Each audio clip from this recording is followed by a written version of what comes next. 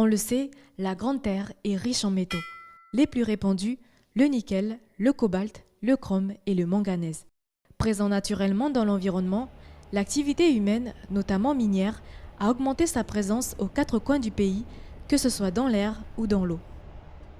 L'étude menée dans le cadre du projet DMML permet de calculer les trajectoires des masses d'air contenant les poussières de métaux dégagées par l'activité minière. Essentiellement réalisée à Cognambo, l'étude identifie 4 zones particulièrement touchées par ces masses d'air: Temala, Tieta, Boyen et Wahat. Des masses d'air pouvant venir de loin, des mines de Copeto ou de la côte Est.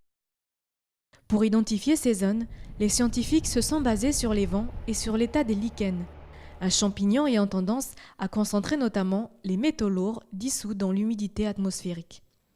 Pour ce qui est de l'eau, les scientifiques constatent en effet une présence plus importante de métaux dans les rivières impactées par l'activité minière. D'ailleurs, ils y ont retrouvé des métaux, comme le nickel, dans l'organisme des poissons et des crustacés, des aliments consommés par l'homme. On ne dirait pas qu'il faut s'inquiéter, mais on dirait qu'il faut rester prudent. Les poissons ou les crustacés n'ont pas tendance à accumuler des quantités très très importantes de métaux. En revanche, ça ne veut pas dire qu'on peut être totalement confiant et il faut rester prudent.